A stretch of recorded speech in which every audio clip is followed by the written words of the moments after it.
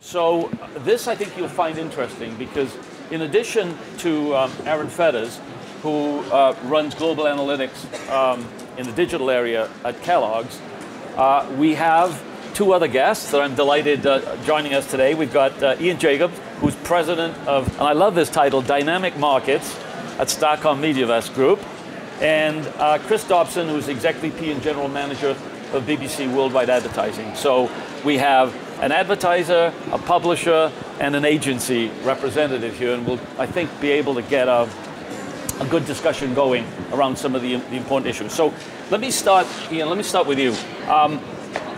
What did you think of what you just saw upstairs? Look, I think it's great. It's good to see that the industry is really starting to talk CMO, CEO language. As we all know, there's been a long time the digital marketplace has tended to talk its own language a little bit. Right. The last stats from the IAB in the UK were, I think, about 23% of monies online are from branded FMCG companies. That's clearly not enough, so I think this sort of innovation really helps to crack that nut. Okay. Chris, what did you think? Well, I think it was... Hold on one sec. Are we on? Are we live here? Are we okay? You can turn the volume up? Everyone's nodding. Okay, all right, good. I think, well, one, it was grown up, and it is where the industry needs to go in terms of scale. Without that sort of analytics and without that sort of thinking, you don't get there. I was also struck by the fact that we as the publishers have got as much responsibility as the advertisers in terms of making advertising effective. And there's a lot of sloppiness. You know, I was thinking around the leakage outside of the US. We as a site, you know, are worldwide, although we can use IP directs down to metropolitan areas in the US, and we managed to mix national and pan-regional and global quite well. So we all have a responsibility to try and make advertising be as effective as possible. Yeah. I would just add to that there's been a lot of conversations today about data. And I'm a natural scientist by training, so I know about data, but there's bad data and good data, and online throws out a lot of data. And I think what this has really shown is giving the quality of data that we need for the market mix models that Aaron was describing, because we're really scratching the surface here. I mean, clearly what we want to do is get a real understanding of ROI across a mix. And you need good data to do that. So is it fair to say that you weren't really surprised by the results that we showed? I think they fueled my natural skepticism about some of the data I see in a healthy way. Yeah. And I think what you're showing here is that actually, because of some of the competition in this market between comScore and obviously Nielsen doing their own work, I think we're seeing some real innovation in the measurement here, which is a good thing, right? Yeah. Helps us all. So. Question, I guess, for each of you. Do we think that these kind of metrics will improve the flow of dollars from branding type advertising in traditional media to the internet? Aaron? So I guess I would say from my perspective, what's been fascinating as we've put this plot together, essentially, you know, these are the metrics which today we believe are most indicative of success, right? And we'll continue to try new things and research and try to understand if those need to evolve, they'll evolve. 3 months ago, we didn't have viewability on there, right? But when we brought this idea to the senior leaders at Kellogg's, you know, in the marketing organization, it was an instant agreement to, yes, let's track everything. I mean, you know, the story tells itself to a large extent that it just makes sense. If I can spend just a fraction of my working media budget to understand how to make 80% of that more effective, then absolutely I'm going to do it. And then if we continue to see the kind of results I put up in the last slide, then without a doubt, more money shifts into digital. And I don't even know that that's my ultimate objective, is to shift it per se into digital. The objective is to shift it where it makes the most sense, yep. Right? Well, one of the things about consumer packaged goods, certainly in the US, is that if you look at the way that marketing dollars are spent, and this has really happened post the introduction of scanning systems into retailers, the marketing spending has shifted dramatically towards promotion dollars, especially in the form of case allowances. So in the US today, about 70% of the average CPG marketing budget goes to case allowances to the retailers, and then the retailers spend those monies, and part of it is spent in the form of advertising, and most of that in print, incidentally. So Aaron, when you're running these campaigns, are you including promotion communications, or is it just branding that you've been running? Well, the campaigns definitely include promotion as well. And when we run our market mix model, trade and promotion has its has its own set of volume attributed to it, ROI that goes along with that. So in effect, as we improve the results and those kind of ROI levels that we're seeing in digital, it's going to show up in a side-by-side comparison relative to what did trade deliver for us. Right? And to be honest, for the past several rounds of mix modeling, trade has had some of the highest ROIs. Now, we don't certainly want to diminish those, but if we can start to bring some of the other forms of media up to closer to those levels, I think it gives us more brand building support that, trade tends to be building the short term, and we look at marketing as not just the short term, but also how to build that brand relationship with consumers that's going to last over the long term, and we don't want to lose that, right? So it's possible that increased confidence in digital advertising could be not only in the form of branding money moving online, but it sounds like it's possible to have a better discussion with a retailer and try to get the retailer to spend some of that money on the internet instead of print, for example? Branding money has moved online. I mean, take BBC.com, the site that we have. I mean, it's 100% branding money. There are other metrics which advertisers look at, but they're there to do a branding job. Yeah. And part of the reason they're there is that they're there for the environment and the brand association with the audience. And it's up to the publisher to decide what the publisher wants to be. And a lot of what we saw earlier was wastage, in the old terms of TV. We, for instance, don't run any remnant inventory. We don't have anything other than those advertisers that chose to be with us. So those advertisers get into an environment where inappropriate ads are never seen. Yep. If you're Rolex, one of the guests here, you're more likely to be seen next to Shangri-La hotels. And that gives yourself a safety. And I think if more publishers decide what they want to be, rather than trying to be everything and monetize every last drop, and then therefore bring down the value of their premium, it would be better for advertisers and better for the publisher. So, how do you define within the BBC? How do you define premium, or is that just not a relevant term? Premium inventory. Well, we only have one sort of inventory. I mean, looking at the sort of things that you talked about in the presentation, we have 2 ad units. They're both above the fold. We don't have any remnant. Therefore, there's never any sort of inappropriate advertising on the site. Right. Everybody who's bought us has bought us because they want to be in that environment, and therefore they're all premium. Most of them have bought alongside with television, so they're multi-platform.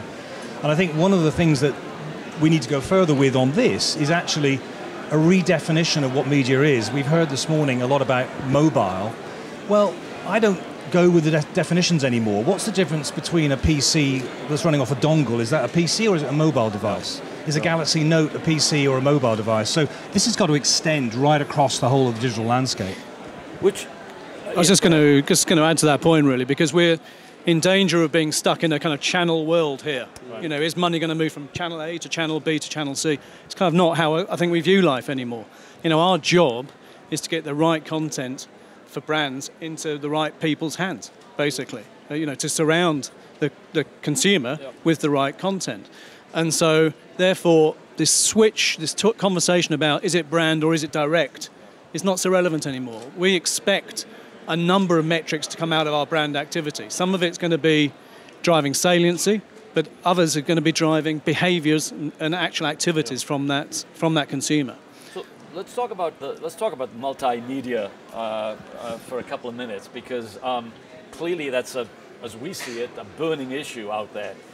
But I would imagine it's also a challenge, right, in terms of getting the right metrics, unduplicated audience counts across all of the platforms that are out there, ad response. That's exactly right. I mean, where we, for the last 5 years at SMG have spent a great deal of our resource is in figuring that out, building the models that allow us to figure that out. They do rely on good quality data coming in. We spend a lot of time cleaning up data and looking at it and assessing it. But ultimately, that's absolutely where we're headed and where we're going. In fact, we have developments with businesses like your own looking at that particular space. That's when it gets interesting, because we only value it against ROI in reality not a media metric. But is it a challenge also about how agencies pigeonhole budgets? You know, what is a connected TV? Should that be off the TV budget? You know, is a connected I think that's a mobile very device? fair. That's a really fair comment, and I think, you know, that's, Jack mentioned it this morning. Actually, I can't speak for other companies, but we have got a program of developing, as we call it, cross athletes, to make sure that we aren't siloed in the way you're describing, Chris. It's a journey. There's still, I'm sure, plenty of silos around the world, but that's where we're going. So you can have a planner with a single customer-focused view rather than a channel-focused view. I must admit, with online video, which is massively in growth and has a very high price, mainly because of supply, the issue we often have is that the digital guys say, oh, the TV guys are buying that, and the TV guys say, oh, the digital guys are buying that, and it falls down a big hole in the middle because they haven't really sorted out what the definitions are in today's media marketplace rather than what it was in yesterday's. And that is still an ongoing issue for a lot of agencies. Well, and I think, I'll go back to your question even, Jan. Part of the reason that is, I do think there's a challenge in the multimedia metric side. We're not there. As much as we talk about it, the industry's not there. I'll give you a good example. When we run market mix models, one of the key outputs of that model is called effectiveness, and it's defined by units of volume sold per. And here's where the denominator changes. If I'm looking at TV, it's per GRP. If I'm looking at print, it's per TRP. And if I'm looking at digital, it's per impression. And as much as we want to say we have online GRPs, the way that, frankly, we calculate them with the comScore is not the same equation, essentially, as what a TV GRP equals. So what I need to know, it's back to what we had on the screen, is how many unique eyeballs did I hit? What percentage of those were in the target I was intending to hit? Right. What percent of them actually viewed it? And then again, with online, we at least have the advantage of being able to see that today. With TV, the best I've got, is a hope that they didn't go up and go to the kitchen or, whatever else. So we still have a challenge. And when we understand those, I think, relative to one another, it doesn't matter who plans it at that point, right? Because I'm planning the distribution of content to my consumer. Yes, you just need to have a way of putting data. We spend a lot of time putting data together from different sources, obviously. Yeah. And it's a way of putting good quality data together that allows somebody somewhere to make those overarching decisions. But is something missing still on the cross-media measurement? I mean, do you have ways of getting to unduplicated reach? 100%, as you well know, you know the answer to that. No, it's never 100%. It varies by channel in that case. And this is why I think what we're talking about here is a great innovation. Probably, as you say, Aaron, it's kind of scratching the surface. This is the way we need to go.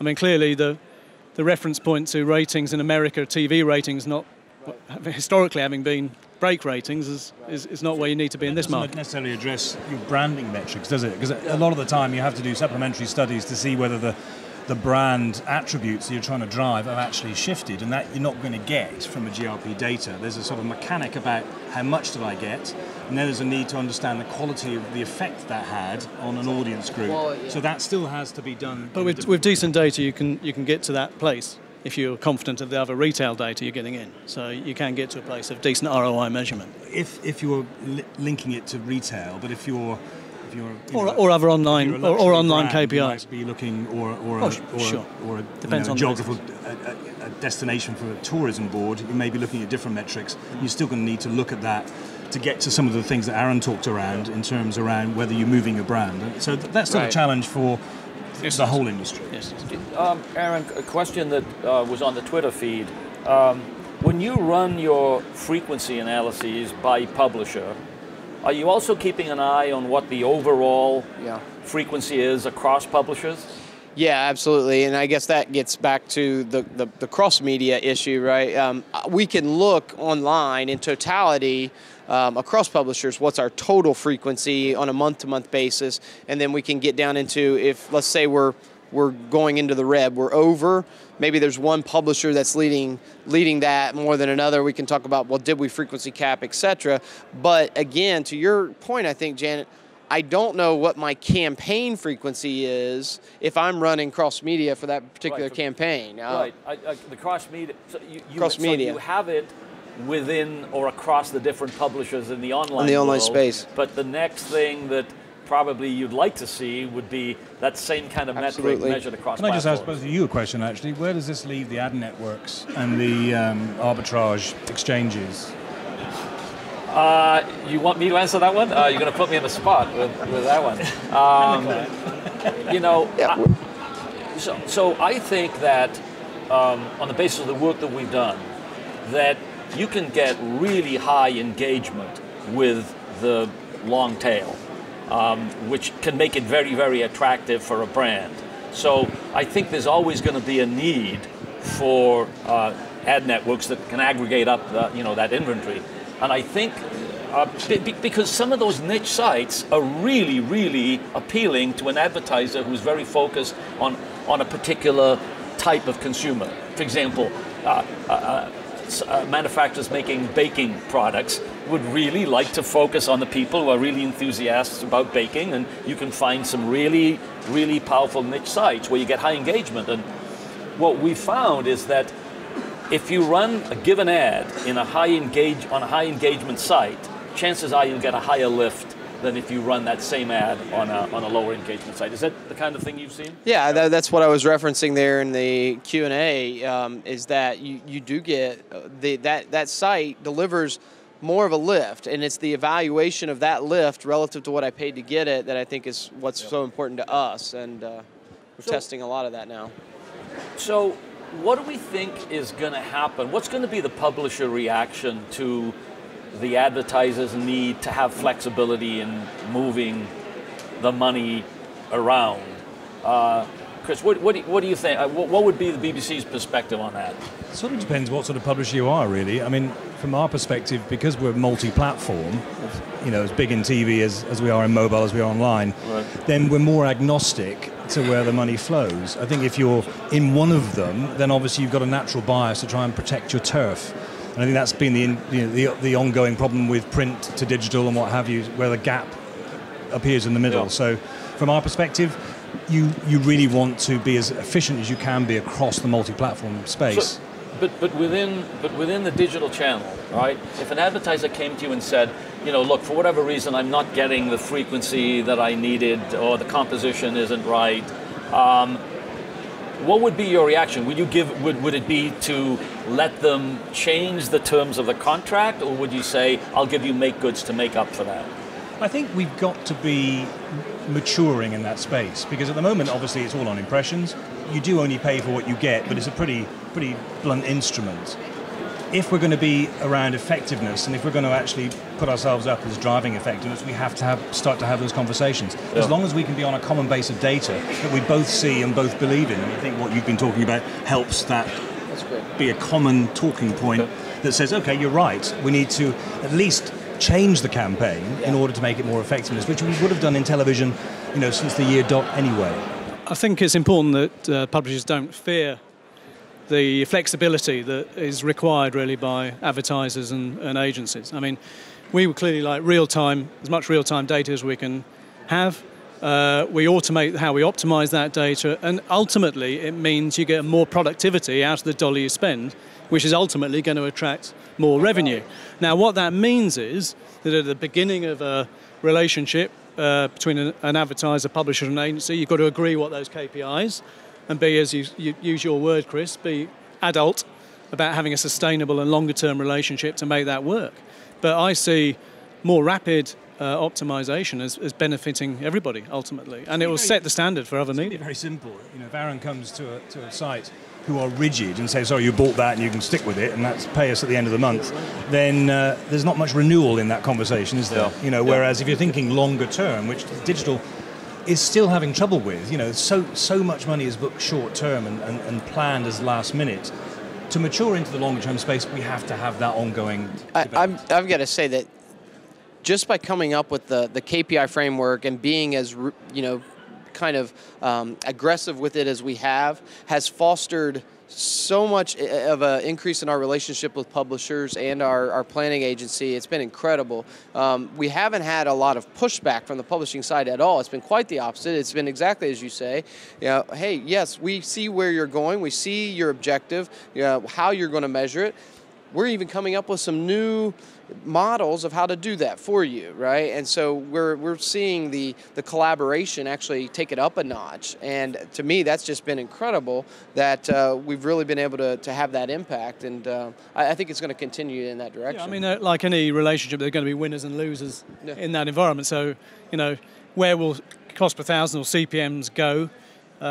Actually, there will be winners and losers in that ecosystem. So, Aaron, have you seen more accommodation of your requests than resistance when you've been dealing with the publishers with using the data? Yeah, certainly much less resistance. There's been accommodation. There's been some are, I think, more progressive than others in terms of saying, well, hey, if you will share the data, here's how we're going to use it.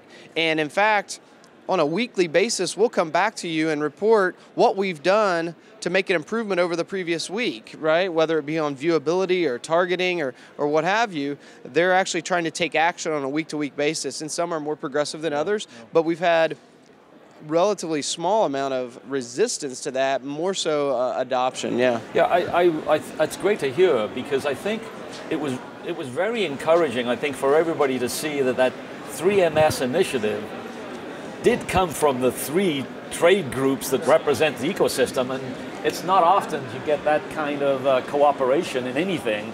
But I thought it was also really telling that the IAB, which is the publisher body, is initiating the need for the viewability. Well, there's an advantage for publishers here. If you can understand how your site works at a much more granular level, then that's good for your engagement for the audience, which is the commodity you're trying to trade anyway. So there's no losers here, because you will change the structure of your site, you'll change how you move people around it in a way that is advantageous to your advertisers and by definition to you as well. And I think, giving client businesses real-time data, real-time access to this sort of information will allow them to better manage their resource. And actually, for the stronger players, it will attract more dollars. Simple as that. So, Aaron, a question for you about the real-time measurement of ad campaigns. Especially in consumer packaged goods where promotions are run so frequently, one of the criticisms of the advent of scanning data was that it gave everybody this immediate measure of sales, and in the short term, what causes sales to lift more than anything else is a price reduction or a promotion of some kind.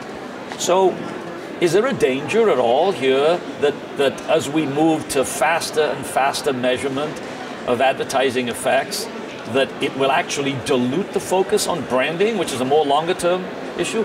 So, your thoughts first, and then I want to hear. Yeah, I think that's one of the biggest challenges as leaders in the marketing organization we probably face, is to make sure that, first of all, data doesn't get, as I would say, driven off a cliff, right? You take some ROI results, it doesn't matter what they are, you can't drive those off a cliff. You have to use them intelligently, and they're one input, right? Each of these metrics is one input into the overall performance of your brand. So there are a lot of other brand health metrics that I didn't put on that slide, but those have to be key to your overall plan. And that's why I say that this impacts 2 spaces. One is the near-time optimization, and certainly, if I have 50% impressions in view or 20% outside the US, I can optimize that in real time, and I should. Now, if I'm looking at brand lifts and things like that, I perhaps use that as a longer-term strategy guidance versus a real metric, a metric that they move on in real time, and I have to consider the other inputs. What is happening with the overall health of my brand, and what are the drivers of that? But it is certainly an issue that is very much being focused on. Absolutely. Yeah, I mean, I think it sets the imperative for brand owners, this. You have to understand the brand journey. You have to understand the journey to sales, short and long term. Yeah. In the past, honestly, you didn't have to understand it quite so well. If you got your TV advertising sorted out and your retail distribution and your pricing, you were kind of there. That's no longer the case. And therefore, you've got to understand the journey and understand which part each individual media or each piece of content plays in that particular journey. That takes some time, some effort, some energy, but it pays off big time when you do. The problem is when companies just deal with the bottom end of the funnel. It's like the last click attribution to sales, which is not reflective of actually how consumers are engaging with your brand. Are you having to change your organization structure to deal with some of these issues, some of the multi-platform issues, or? I mean, absolutely. If you look at the structure of our organization, just the number of data analysts we employ now versus 5 years ago is radically different. Yeah. Skill sets from non-traditional parts of the advertising and marketing business are now all over our business. And I like what you've said earlier about the cross athletes that Jack referenced. Is that what how you guys refer to it, right? We're experiencing that with Starcom in the U.S. You know, we've built. There's a couple of resources there that are really come from the traditional side, but have developed out their digital expertise, and it brings it all to a whole new level. It really does, and I think that's really important for our perspective. Do we have time to take questions from the audience? Take one. Anybody have a question for our panelists? Yeah.